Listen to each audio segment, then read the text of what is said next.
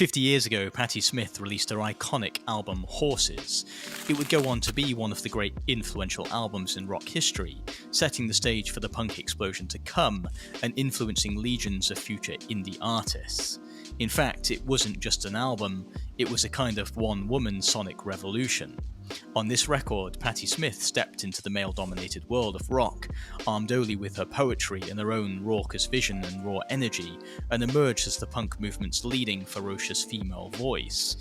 But how did a young, unknown beatnik from New Jersey create one of the most influential albums of all time? This is the story of Horses, how the record was made, a breakdown of its classic songs, and why the album changed music forever.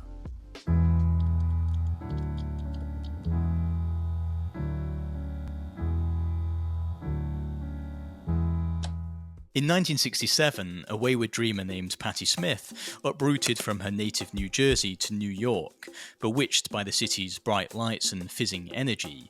Her existence was pretty bohemian. She lived in cheap bedsits, stocked dusty books in shops, and spent hours in her downtime writing poetry, channeling the spirit of Baudelaire, Rimbaud, and Bob Dylan, perhaps the ultimate poster boy for 60s nonconformism in America. One of the major turning points in Patti's life, however, came when she met Robert Mapplethorpe, a shy photographer and fellow artist who would become one of Smith's key collaborators in her life. The two would live together in the Chelsea, a hotel in Manhattan that at one point was like some kind of holding bay for anyone who was part of the glittery creative culture of New York. Joan Baez, Leonard Cohen, Nico, Iggy Pop, Hendrix, you name it, they all stayed at the Chelsea at some point. In the bosom of the Chelsea Hotel, and surrounded by like-minded creatives, Patti was soon making headway with her own work.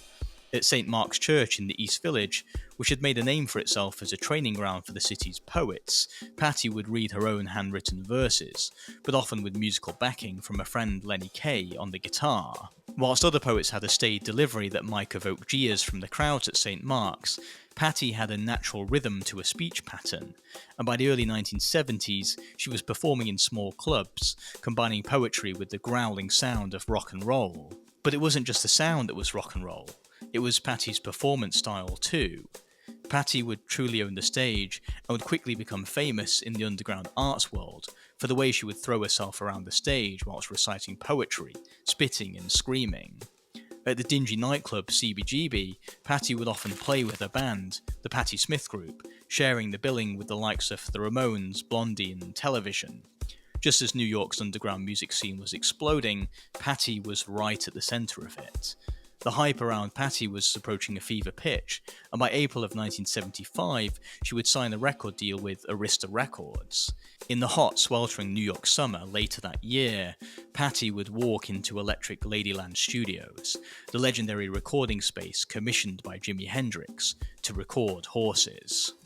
To produce the record, Patti brought in John Cale of the Velvet Underground, themselves a band whose freewheeling and experimental nature had been so inspiring to many of Patti's generation. The only issue was that both Patti and Cale seemed to come from opposing viewpoints on how the album should sound. On the one hand, Patti wanted to channel the raw and unfiltered chaos of her live performances into the recorded form. By contrast, John Cale was a stickler for recording in the proper manner. He wanted the songs to sound clean and well produced, and he wanted to adorn the record with string instruments and intricate multi-tracked melodies. That collision of creative energy seemed, however, to pour itself into the songs and infuse them with a new sense of urgency. Fighting against Cale, Patti would often cut the vocal takes just once, leaving in certain blemishes or mistakes that would keep intact her punk sound. It made for some truly arresting moments on the record, the most famous being, of course, that iconic opening line from the album. Jesus died for somebody's sins, but not mine. That line, delivered in a disdainful sneer by Patti, seems to be a stone-faced rejection of the Messiah, but in fact it's the artist's invocation of her own sense of freedom. Later in the song, she spells it out, going on to say, People say beware, but I don't care. The words are just rules and regulations to me. Underscored by a simple repeating set of guitar chords, Patti is telling us sincerely why she doesn't care about the impositions the state, society or religion put on her. She answers to herself and herself only. For a young woman to so confidently come out of the gates with these as her opening lyrics, on the first track of a debut record in the early 1970s, Patti was quite clearly telling the world she was a force to be reckoned with. She was punk rock personified. Perhaps what facilitated such a bold and anarchic opening gambit was Patti's sense that there was nothing to lose. Patti had grown up poor, and if horses represented her opportunity to escape her humble beginnings and create a life dedicated to pursuing her art, then she was going to take it. In the song Free Money, Patti would reference those early days, describing the feeling of growing up poor and the fantasies she and her mother would have of winning the lottery and not having to worry about money. On the track, she sings, Every night before I rest my head, see those dollar bills go swirling in my bed. I know they're stolen, but I don't feel bad. I take that money, buy you things you never had. Though Patti's family looms large on this record, much more of the album is to do with the great mythology of rock and roll, the songs acting as a tribute to pioneering figures that had come before Patti. On the song Break It Up, Patti recalls a dream she had of Jim Morrison, lead singer of The Doors. In the dream scenario in the song, Patti imagines Morrison breaking free from his Parisian grave and into the skies above. It seems to be a metaphor for rock and roll, the spirit of which never dies, Patti tells us, but instead reanimates and reappears to shower its influence over young people like Patti Smith forevermore. She sings, The sky was raging, the boy disappeared, I fell on my knees. Atmosphere broke up, the boy reappeared, I cried. Take me, please.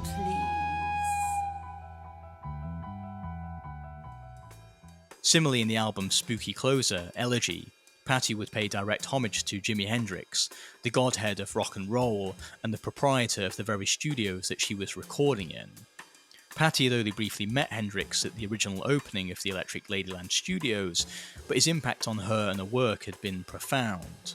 Elegie interpolates two different lyrics by Hendrix to create its own new tribute to the man, as well as other fallen elder statesmen and stateswomen of rock and roll. Trumpets and violins I can hear in the distance. Trumpets, violins, I hear them in the distance. Well, it's too bad that our friends can't be with us today. But I think it's sad.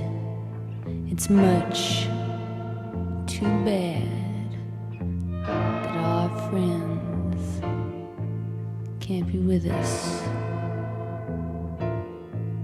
today. Shortly after the album's release, Patti would talk about her respect for the rock and roll greats, and how society's loss of these giants would need to be channeled into a new defiant unity, in order that one day society's ills could be overcome. She says, psychologically somewhere in our hearts, we were all screwed up because those people died. We all had to pull ourselves together. To me, that's why our record's called Horses. We had to pull the reins on ourselves to recharge ourselves. We've gotten ourselves back together. It's time to let the horses loose again. We're ready to start moving again. That reanimated spirit of rock and roll would nowhere be more felt on the record than on the 9-minute track Land. Over a constantly speeding up and slowing down backing band, Patti would illustrate the thin line between singing and the spoken word by weaving together a complex and fantastical narrative about a character named Johnny. Suddenly, Johnny gets a feeling he's been surrounded by horses, horses, horses, horses, coming in all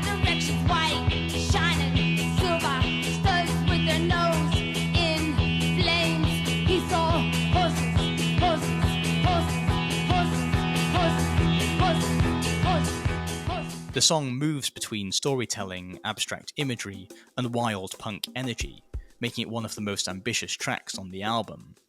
Of course, the record's artwork is perhaps the best summation of the album's overall sentiment. The stark black and white photograph, taken of Patti by her collaborator Robert Mapplethorpe, is captivating. It shows the artist as minimal, androgynous, and self-assured. Patti Smith was telling the world a new cowboy was in town. But this cowboy was playing by her own set of self-devised rules, and of course, the town was only big enough for her.